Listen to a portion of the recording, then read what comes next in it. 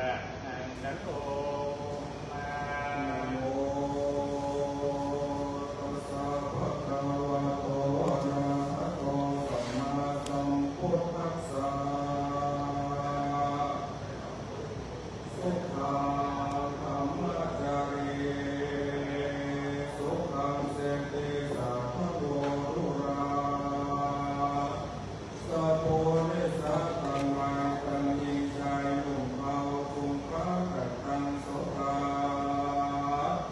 ภาษาปุราปัญญังธรรมาโรนินันจักขังทีเกสนาไปไปนานิเตพุทโธโลกานาโตอัมมาพระพุทธเจ้าก่อนละเมิดก็ลงมาคือเอากำเนิดเกิดในโลกาภาโพธในทักกลาเมืองใหญ่นับชื่อไวยาวากัมพินละวะโทนครส่วนตกภูธรก็เจ้าเชื่อว่าสรีสุโธนักกษัตราแม่มันดาเชื่อว่าสรีมามายาในกาลโลกโกราตนประเสริฐเสด็จจะพอเลิศดุสิตาเมื่อปีนักการเมืองเราก็เสด็จออกจากกองแม่มันดาเดือนอาสาฬหะจงเจริญเป็นวันขึ้น15 ค่ำคำว่าใดวันพักลำดับมาก็ข้าเจ้าโพธิราชอยู่ของมีลักษณะถูกต้องปอตาส่วนสรีมหานายาคนแม่เจ๊กวันแผ่มาเติม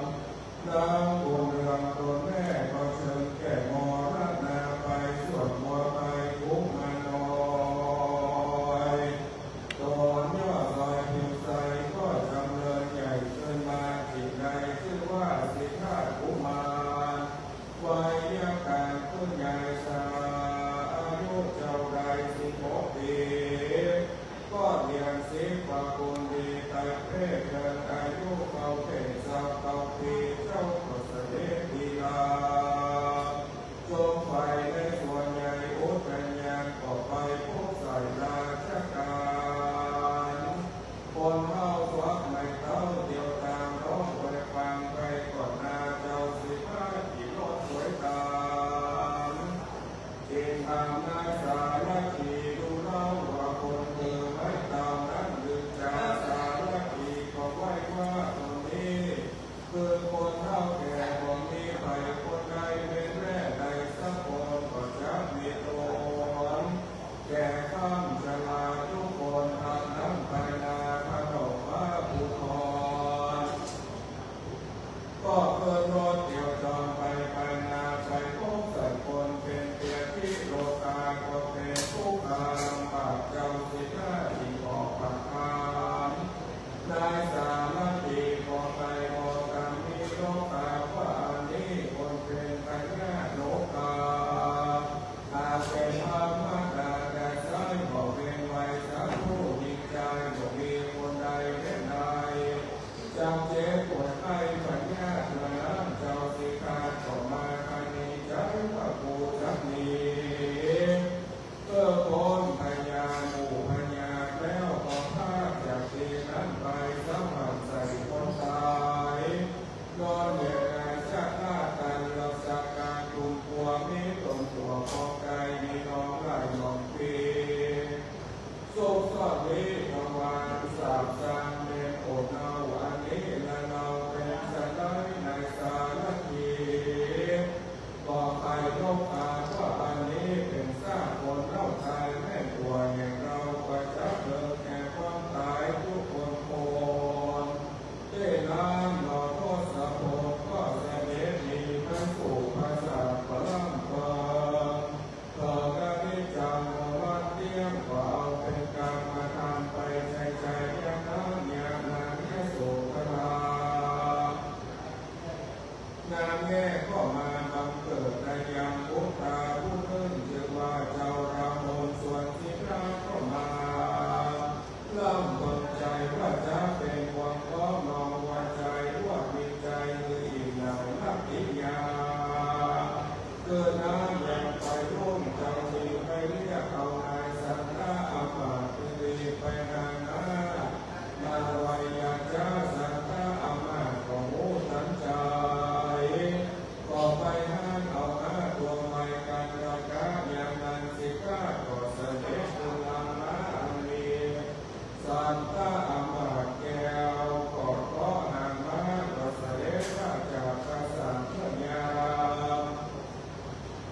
ปัจจิไปใครรู้แจ้งเจ้าก็บอกอะไรอย่างไรจะสมบัติดังเมียในลูกน้อยก็ลาตาลายโมดอาทุอันจิตไปลอยแห่งของเนรัญชรา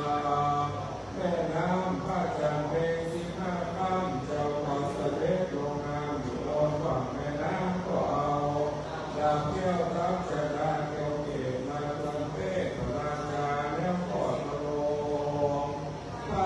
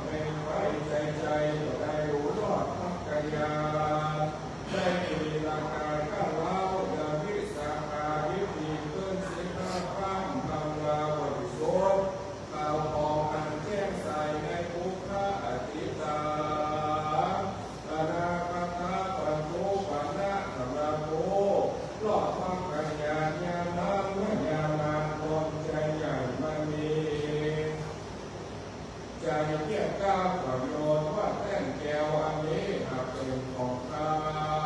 ก็เอามาลบที่เอาเจ้าสิมามีใจว่องไววันสมาธิตั้งมั่นสันติก็ร่ำเปิดเราพามีอยู่ใจใจยังคงใจอุทิศอย่างน้ำไว้ระดินอย่างน้ำดังกอระดีก็พาโคตออกมาก็ลูกเกศาหมดเก่าเป็นแม่น้ำใจไหลนองบางโต๊ะลงมาพวกผู้มาเมื่อแต่ข้าก็อาจจะกันอยู่ในก็ลวดหินปันก็มีแลเจ้าสิข้าก็ได้ตละปัญญาสัพพัญโยเป็นพระพุทธเจ้าแล้วเจ้าก็ได้มีอยู่อาสลัยยังสัทธะเกศาความมาพบวานา40 วันยามนั้นยังมีพ่อข้าเพียง500ชื่อตามพุทธพันธิกา2 คนพี่น้องก็มาล่อรองแล้วก็เอายังเข้าสตุกรมาถูกจารพระพุทธเจ้าเจ้าก็เสวยชันก็มีแลพระพุทธเจ้าก็จะเดินไปโปรดยังตังจะว่ากินตังหาประเทศนาคาปัจจาแม่อนันตลักษณะสู่ส่วนธรรมเจ้าวัจีตั้งนารั่วใดพระลองพระละโมแดงปีเยยเยธรรมตกปาการรวมทั่วใจเพลิงอรหันตาทักกิเลสปัญหา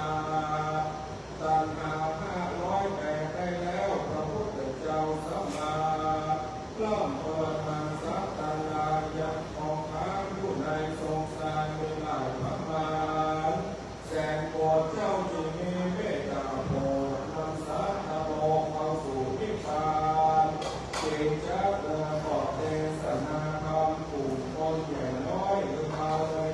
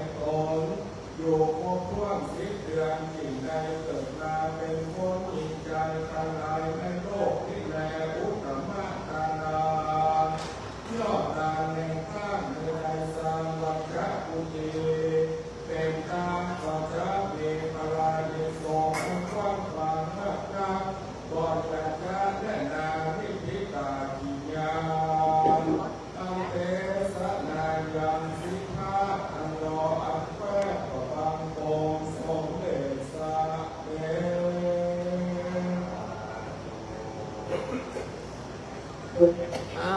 ใส่มาประเคน ส่งได้ใครประเคนที่พี่น้องอ่ะพี่น้องโอ้สวยดอกแดงสวยดอกสวยดอกส่งแดงส่งมาเถอะส่งสวยดอกแม่เดี๋ยวประเคนรู้จักประเคนยังง่ายเปิดประเคนกันได้หรอได้ใครได้ประเคนส่งได้ เราส่งที่ตู้มา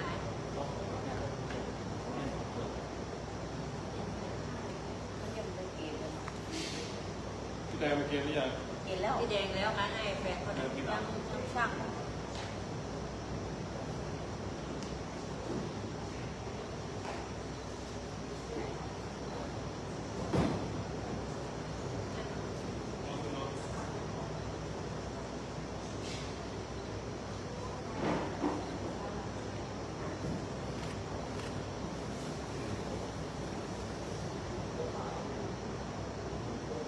ยะถา